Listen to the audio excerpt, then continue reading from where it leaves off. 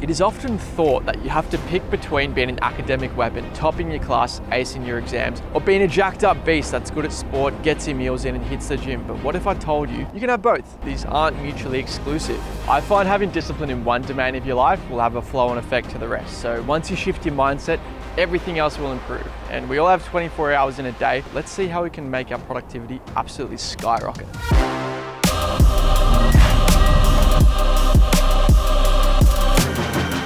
Thank you. 6 or 7 hours. Today, my test subject is Woody. Let's just say he's a full-time gym rat and part-time student, and he does have his final year of school exams coming up, and he asked for a little bit of a hand. So I thought I'd give him my best tips and try to help out where possible. Thank you.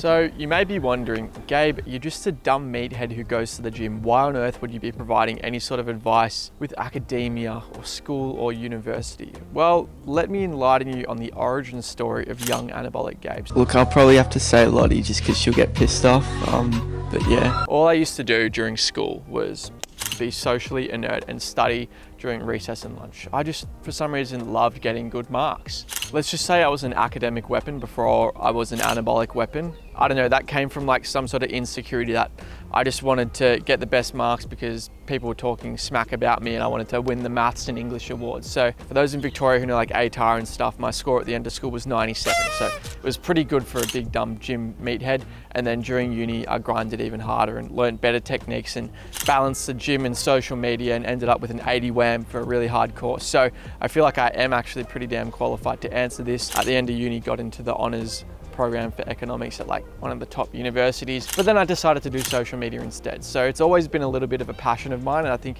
it's kind of what separates me from other gym content creators because I like to talk about this stuff too.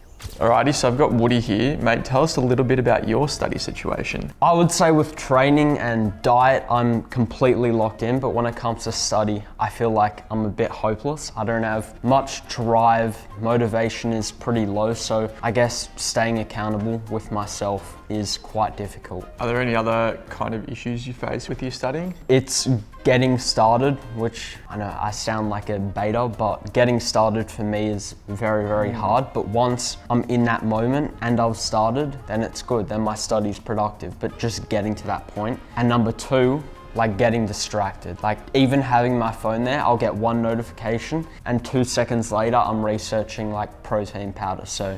I think your environment is definitely gonna be the most conducive thing to effective patterns and habits and outcomes. So why don't we give your study nook a little bit of a look? Let's do it. Yep, your boy's nervous. MTV, welcome to my crew. Okay, this is my bedroom, the private. Like no one's allowed in here except for me and Gab on a good day. Oh. Bro, I thought this was your bedroom. No. So this is the workstation. I like sleep in the basement basically. So this used to be your bedroom. This used to be my bedroom, but then now it's just grind area. Yeah, I just lifted up the bed like this and just like ran downstairs. Okay, all right, so we're gonna be clearing all of this up here, mate. Do you wanna put those in its respectful position? Yeah, this can probably be more effective there. Here you go, son. You got a little bin in here? A little bin in here, brother? That could be very distracting. Watch out, mate. Yeah, I know.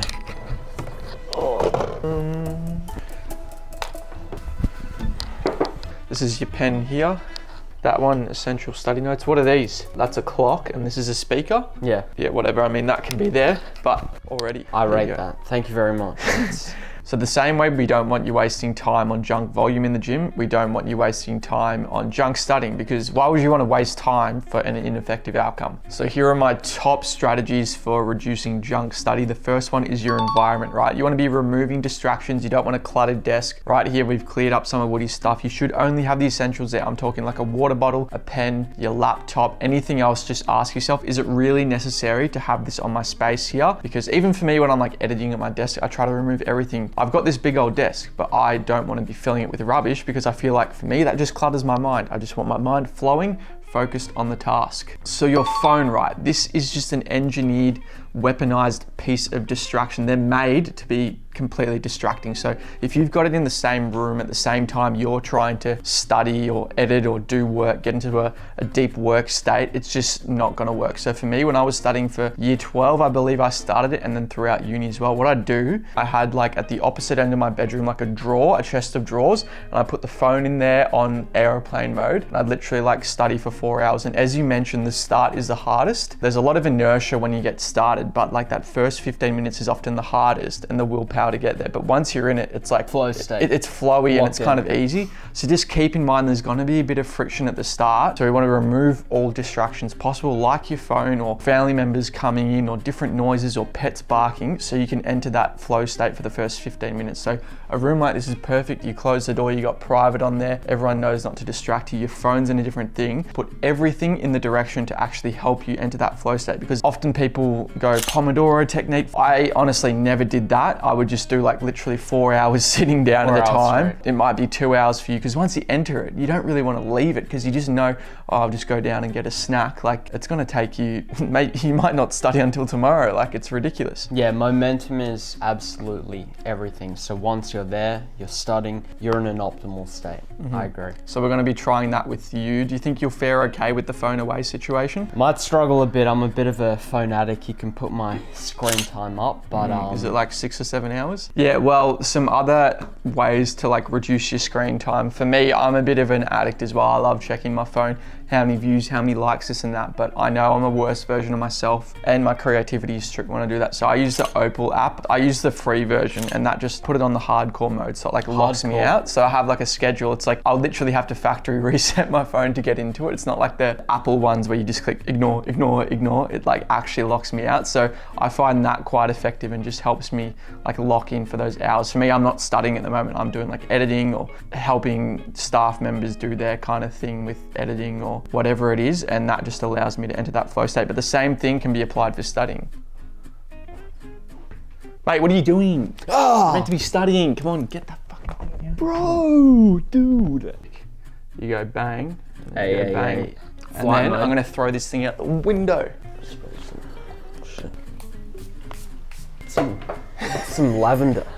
Who the fuck is messaging? You gotta imagine trying to study and you got iMessage going off on your damn laptop, bro. And then you're reading that and your monkey brain's just going in 10 different directions. That's the whole issue.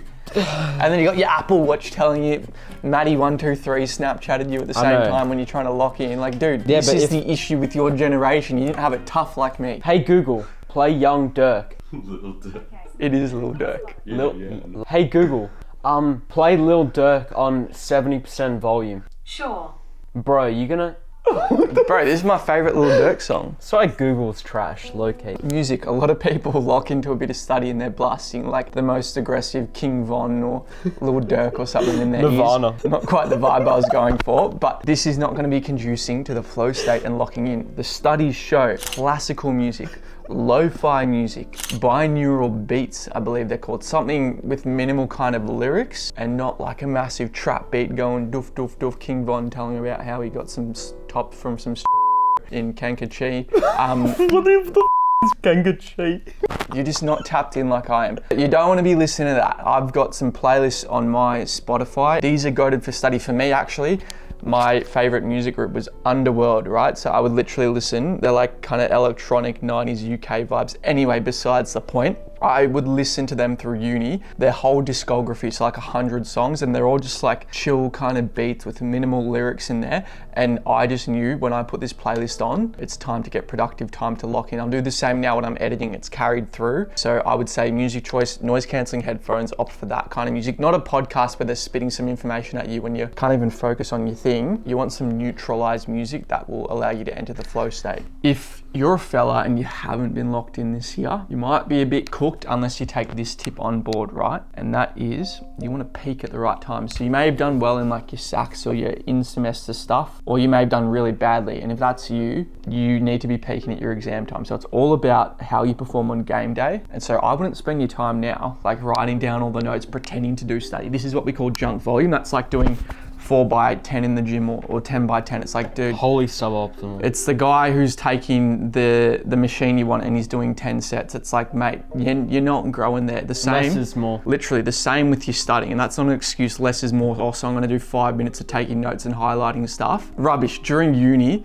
I literally didn't even buy a textbook, right? Because all I did was the practice papers, practice equations. All my stuff was like economics, finance, mathsy stuff, so I could kind of get away with it. Even the legal stuff, like it was all about application for me, and that is the stuff that the exam is going to be assessing you on. There might be other subjects where this doesn't work for, in which case, good luck, AnabolicGabe can't help you. But if you haven't been learning all the course content, I wouldn't be spending my time memorizing it and writing down notes, because that's not going to help you. That's just memorizing. It's not actually like utilizing and applying the knowledge. So what I would be doing is 10 practice papers, all the equations, seeing where you went wrong, bettering it for next time. Does that kind of make sense? Yeah, so like execution rather than just mindless copying out. I mean, it makes sense. It's like a gym guy, right, who learns all the theory and he's like, oh, this is optimal, that is optimal, but he doesn't actually execute. He doesn't execute. He doesn't even know how to perform the technique correctly. Come game day, you're going to be screwed. It's like, I've studied to be an AFL player. You need to go on there. It's like, you need to do it. There's kinesthetic learning. And then if you're really leveled up, what you can do is teach the dumb kids in your class, right? Because the greatest way of ensuring you understand something is if you can teach it to your sister or a classmate or something like that. Yeah, all right.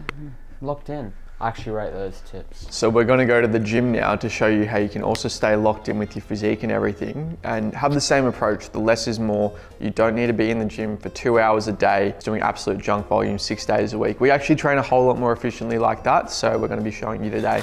No, I was gonna ask, like, when you did your English exam, did you memorize, like, if you can remember, or? So I memorized in the sense that I did so many practice essays, I just knew what kind of quotes and knowledge and themes to draw upon because I'd done it so many times. Yeah. It wasn't like, let's remember this quote and this word just because.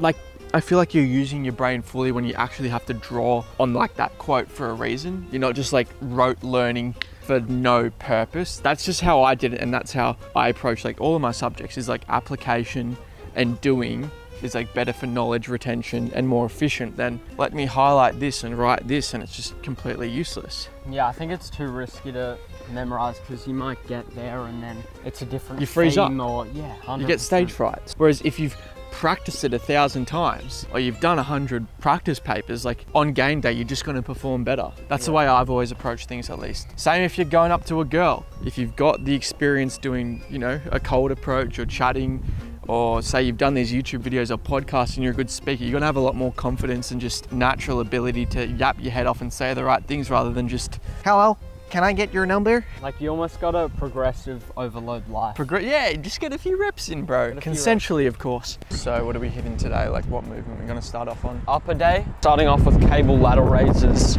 You're starting off on that? Huh? You're starting off on that? Yeah. Oh, sick. You see, this is why I love training now, because the most stimulating sets are the first sets, isn't that right? And if you want big cap delts, then maybe do them at the start of your workout. Exactly. Priorities. This is the new flavor of the Oxy Shred Zone. Just got them sent down for my monthly order. Sometimes they explode. All right, mate. Oh, I actually really like it. Blueberry lemonade. Tastes like, you know, lemon squash. Yeah, I once went to just like a hint of blueberry though. You got my hands all sticky, mate. Thanks for that. Nah. What's so funny, mate? We're trying to work out. I just want to pump.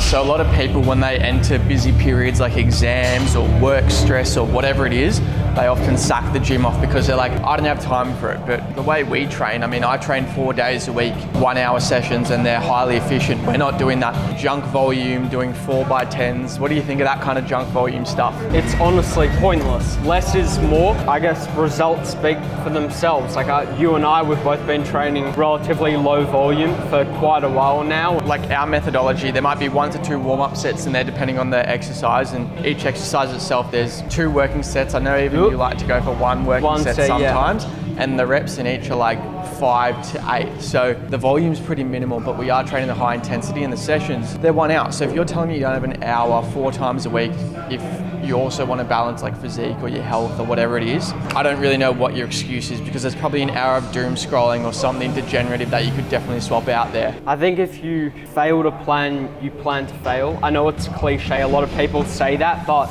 genuinely, if you have a proper schedule, like me, I use the reminders app on my phone just to keep a to-do list. Well, you know what days you're having rest days as well. You might do more 100%. steps or something instead of gym. While And you're at people it. who are like, oh, I don't think that's enough volume for me. Is it the stimulus fatigue ratio that is your argument? Absolutely. Look, every extra set to an extent is going to be more fatiguing. So it's about finding the volume that works for you and that allows you to progress the most. Because a bigger muscle's a stronger muscle. So if you're getting stronger over time, you're doing something right. Bro, tell me you need more than 2 sets of that and you're not training hard enough. That's hard there, bro. Pure elbow flexion. And he was doing another 10 kilos than me as well. You do have extremely strong biceps though, and extremely strong everything, but... He's too kind. Is this approved? Yeah. All right, so this is what's gonna make my left tricep bigger because it's lacking a bit. So we've obviously got the training out of the way there. We wanna now maximize our cognitive functions. So we want to have all our lifestyle variables in line with maximum brain power, right? So biggest one obviously is gonna be sleep. If you're sleeping like rubbish, you're not gonna be retaining any information. Your power when you're doing your exams or you're in class is just not gonna be great. So we're gonna be aiming for same kind of bedtime, same wake up, sleep regularity, limiting caffeine intake, and just keeping your sleep hygiene absolutely maxed. Yeah, even just having a routine, standardizing everything each night. Let's say you take a bath before bed and that makes you feel more relaxed, then do that, keep it consistent. I don't know if it's big in like your class or peers or kids your age, like caffeine and things like that, but that's something we really want to be limiting.